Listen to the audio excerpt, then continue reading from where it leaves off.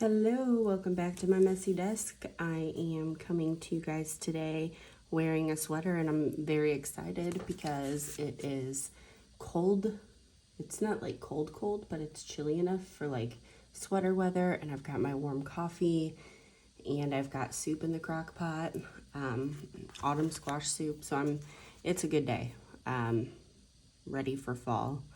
I am going to share my finished collage journal with you guys. I've not made a new one yet, but I am hoping to do that soon. So this is going to kind of be like a journal update. I'm going to share a journal that I got while shopping at a market. I will tag below the shop, or at least provide the website, and then I will kind of share the other journals that I'm working in. So let's get started.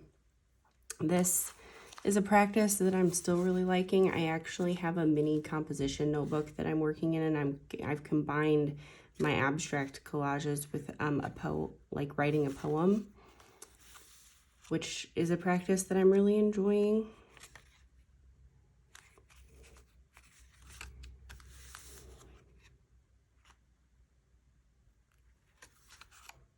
This is like easily one of my, it's always like pretty low energy because I've always got a bunch of scraps like prepared for this. It's the combination of recycled materials, like old magazines and safety envelopes, things like that, or security envelopes, whatever. Copies of like printables I've provided to other people. Like sometimes I'll do like a whole collage on a page, and then I will scan it in to provide it as like a printable, or that's what I used to do for my Patreon.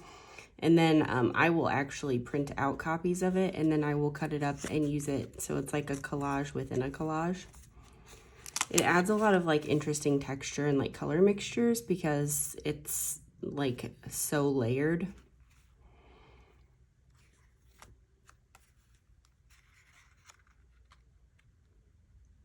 I used a lot more tissue paper and painted papers this time around. But as always, it's a practice. I've also gotten a little bit more experimental with the shapes that I cut out instead of just being like strictly geometric.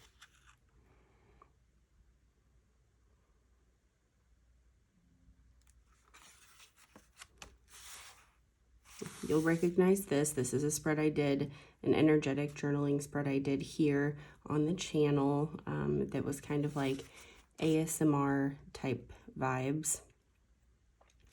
I was also trying to be a little bit more sparse with some of my materials.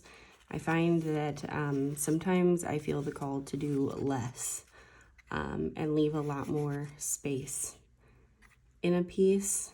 And so I'm just trying to grant like this piece is a lot less than what I'm normally comfortable with. And I also have like I had some photos printed for my kids' back to school posters, and I had to cut some like pieces off to make them fit onto the poster. And so I used the remnants of some photos. Like this is my daughter's feet right here, which I thought was pretty fun. But like each of these pieces only has like 4 collage pieces to it. But I still am really happy with how it turned out. So I think it's kind of like all about growth and kind of like getting to know composition and what I like and what I don't like. A lot of mushroom shapes came through this time, and some more house shapes.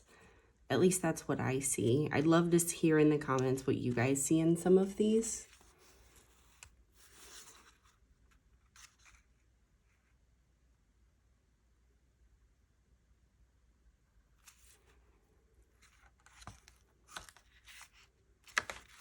This might have been a spread. So I have 2 journals that I had listed in my shop, and I actually took them down because my kids wanted to get involved in collaging. They're toddlers, well, a little bit older. He's going to be 5 at the end of the month, and she is 3.5. And so there's a lot of just like gluing things like one right on top of the other, you know, but they have a lot of fun playing with the glue and tearing paper. So I gave them 2 of the journals that I made for my shop, and we like put their names on the front. That's why this journal actually has my name on the front cover, because they were like, Mom, your journal has to have your name. We're also obviously learning to write letters, so we worked together to spell their name and write it out on the cover of their journal. But I'm happy with how this turned out. This is a paper bag cover with just cardstock and vintage book papers in the pages. I am probably going to stick with this format, although I am wanting to see if there is a way that I could use this security. I have so many security envelopes, and I've told a lot of family members that they can give me security envelopes because I will at least use them instead of them getting thrown out. Because I'm trying to do what I can to have my journaling practice be a positive contribution for the environment. And so I have so many of these security envelopes from our mail and other people's mail. So I am thinking that I might try to use that as like some journal pages and actually like not just as collage material. So this, I'm actually going to zoom out. This is a junk journal. My hometown, which we live nearby now, they have a marigold festival every year. It's just our version of a fall festival. And I got there and I was very excited because I found some like sticker shop. I think on Instagram it's by Sarah Simpson. I don't have the stickers here with me, but those were super fun. They have like tarot and moths and things like that. But I found a junk journal. It was like a jewelry stand. I think it's called Raven Wings Creations. And I think this was like a creator that they were having inside their tent. But I will put the website below so that you can kind of like contact. Oh, I have it upside down. So this is a junk journal. It's already very chunky. And it was advertised as an Alice and Tea junk journal, which Alice in Wonderland was one of those books and movies that I really got into as a kid. Because it was a little bit different than like your standard Disney princess. And then I read Through the Looking Glass and Alice in Wonderland and really enjoyed it. I remember when we went to Disney World, there was an option to get like an autographed drawing done and framed by your favorite Disney character, and I got Alice sitting on a mushroom, and I still have it. It's packed away somewhere, but I really like it, and I love tea parties, so I just thought this was perfect, and I'm not entirely sure what I am going to use it for yet. I was thinking it might be a type of grimoire. I was thinking of using it for Megan and the Moon's Shadowlands class, but I'm probably going to make a journal for that. So I'm thinking I might use this as a way to do more, like immortalize some more of my own poetry and to do some like abstract collaging. And maybe put some of my own like watercolor pictures in here, especially some more of the trippy ones. I shared, I did like a goblin type character. It was like a goblin alien type character. Been watching this paranormal show called Hellier on Amazon Prime. And so they, like the whole premise of the series starts off as them looking for these Kentucky goblins that like live in the cave system and come out and like mess with people. And it kind of develops from there. It includes like some stuff from like the Mothman prophecies, which if you don't know, I'm like huge into this paranormal stuff. I have studied about the Mothman quite a bit. and alien lore. Totally love it. But they have some interesting techniques that they use. They actually use the tarot, and they use some like interesting methods of communicating. They use spirit boxes, but I liked the way that they use it. And I'm on the 2nd season now. I'm not finished. Really like that some of this is literally recipes.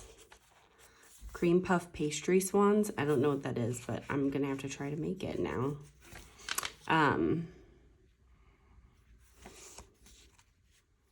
But anyways, so I've got some like kind of trippy artwork that I've been doing, and I shared one on Threads yesterday that was like a little goblin that I painted. Maybe I'll put it here on like my YouTube posts so that you guys can see it.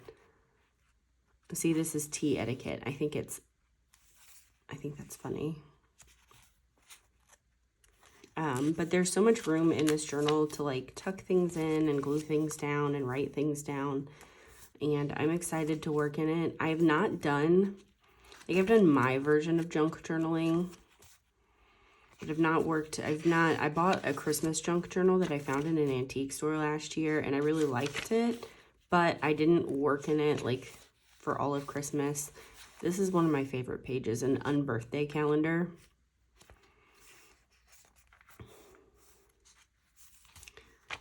So like I said, I will tag the website for this creator down below. They kind of encouraged me about the idea of doing in-person markets for my journals, which, you know, I live in a smaller town in the middle of the Midwest, and so I just didn't think that there would be as much of a market for some of the things that I make. I know the art that I make is not in everybody's taste, and I mainly make it for fun, but I've always wanted to do a market. So I was very encouraged by this creator to think about doing that next year. Actually, working at the Marigold Festival has been like one of my dreams since I was a kid.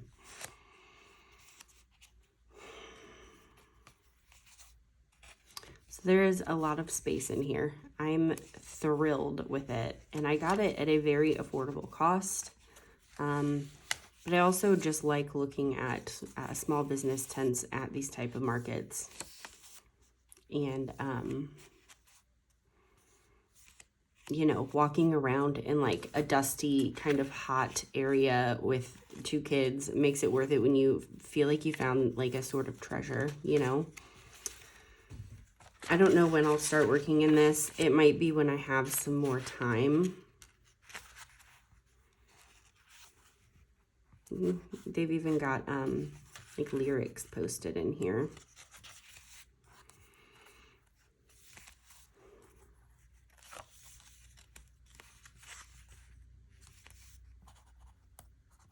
It's definitely the thickest book that I've ever gotten. So it's always fun to try something new, and I am excited to work in that one. And then you guys actually have seen this one a couple of times. I know I've done a journal with me, but I took a break from working with the wild woman archetype for a little bit. Because I've been kind of going through like some spiritual things. I wrote about it a little bit in my Substack yesterday. I always include a link to that down in the description. But I felt compelled to start listening to the audiobook for The Holy Wild by Danielle Dulsky again. I listened to it for the first time like a year and a half ago, and it really spoke to me. And I kind of dove in and I wrote some intense poetry, and I learned a lot. And then I think I just kind of got overwhelmed. And I also had like some more like spiritual stuff to work through. So I kind of eased off for a little bit. And now it feels, I went through this like transformation over the last full moon, and I feel so ready to like move forward and learn more and step into and embody my wild woman more. I have a stick sewn in here. See, there's like a lot of stuff in this journal that I don't even remember making. And I know it's very scrappy and messy, and it kind of is just one of those places where I have permission to do whatever I want and whatever feels good. And so I've got some pages pre-painted, but I'm excited to like jump back into this. I'm reading The Holy Wild again, and then I'm going to work through the Holy Wild grimoire, which I think will be more of like a handwritten journal situation, probably in like a composition notebook. But I also pre-ordered her new book, and I'm excited for that. So I will be returning to this book now after some time away, and I am very excited to do so. Then finally, I'm obviously working in my composition notebook, which you guys have seen a couple times. And then this is one that I made. It's another paper bag journal. I made it to be one where I could work in like neutrals. And then I put it down and I tucked it away because, you know, I set this limitation on myself, which is again in yesterday's Substack post. I set this limitation on myself that it had to be like neutrals. And then all of a sudden I wasn't that into neutrals anymore, and then I didn't want to work in this journal. So I returned to it, and I kind of had to loosen up a little bit and like give myself some space to play and do what I wanted. And you can see it kind of gets back into my normal style of like bright and neon colors.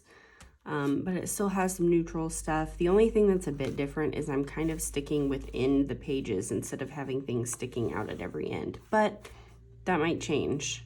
So I haven't worked a whole lot in this one. I've still got a little bit to go.